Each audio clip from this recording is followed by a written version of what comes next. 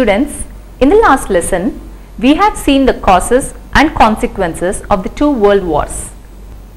In today's class, let us go a little deeper and delve into the Russian Revolution, the rise of Nazi Party, and the history that happened between both the wars.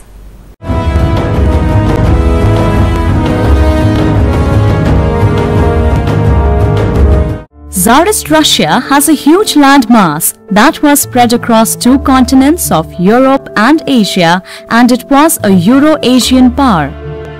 The term Tsarist characterizes absolute dictatorship. With the third largest population in the world, with 156 million people after China and India, Russia consisted of various like Russia, Ukraine, Uzbekistan, Kazakhstan, Tajikistan, Turkmenia, etc. The people mainly dependent on agriculture for livelihood, while the feudal lords had control over the lands. The control of the feudal lords was one of the main reasons for tensions between the peasants and the feudal lords. Tsar Nicholas II ruled the Empire of Russia in the autocratic way with the help of the army and bureaucracy. But Russia suffered very much due to the World War. Although Russia had the largest army in the world before the World War I, Russia lost 2 million soldiers by 1917 during the war. In addition to the lives lost, there was shortage of food in the cities as the food was diverted to the war fields. On March 8, 1917, nearly 10,000 women undertook a procession in St. Petersburg demanding for peace and bread. This procession was joined by workers. Tsar Nicholas II ordered the army to suppress the procession, which even included firing. But what happened was the soldiers also joined the procession. The situation worsened within 2 days so much that the Tsar gave up his power and the non-aristocratic Russians formed a provisional government. Students, this came to be known as the Russian Revolution of 1917 or the March Revolution. In October the same year, a bigger revolution took place. The liberals and the autocrats who ruled Russia after the Tsar gave up his power made a decision to continue the war so that they can preserve the honor of their fatherland.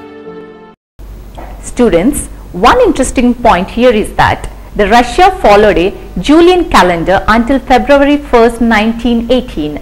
It later changed the Gregorian calendar, which is followed everywhere today. As the Georgian dates are 13 days ahead of the Julian calendar, it can be seen that the February Revolution, as it is actually called, took place on 12th March and the October Revolution took place on 7th November. So, now let us get back to our lesson. The common people were not interested in the war as a result of the economic shortages and the military reverses. As a result, the people began to organize themselves into councils which were called Soviets. The Soviets of the soldiers, industrial workers and the people in rural areas served as the medium for the expression of power of the common people in the country. This was guided by a Russian communist group called the Bolsheviks, who were led by Vladimir Lenin.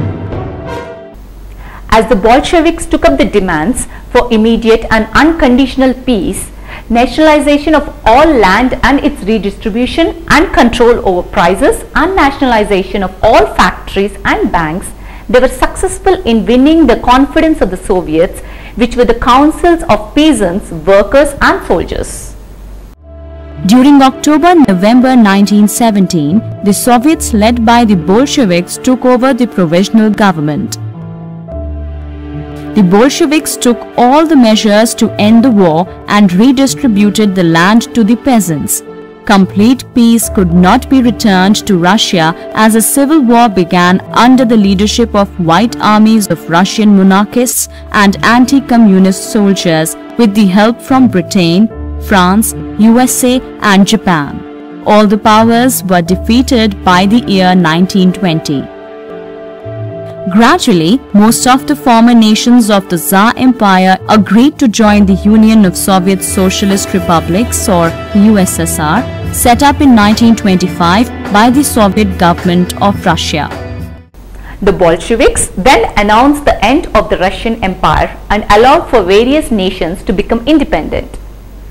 The USSR tried to build a society which was industrialized and modern, and also which did not have inequality or exclusion of people either on the basis of birth, gender or language, etc. Children, let us now look at a detailed timeline of the events that happened between 1850s and 1929. Between the years 1850 and 1880s, there were debates over socialism in Russia. By socialism we mean community ownership and control of all lands and business rather than ownership by individuals. In 1898, the Russian Social Democratic Workers' Party was formed. In 1905, the Bloody Sunday took place, the Sunday on which the protesters who were on their way to meet Tsar Nicholas II were fired by the soldiers. On the 2nd March 1917, the Tsar was abdicated, while on 24th October 1917, the Bolshevik uprising took place in Petrograd. Between 1918 and 1920, the civil war took place in Russia between Bolsheviks and anti-Bolsheviks. In 1919, the Comintern was formed, while in 1929, the collectivization began, in which individual land and labor was consolidated into collective farms. Students, we have seen how the Bolsheviks established their rule in Russia. Now, let us see the rise of Stalin in Russia and his impact.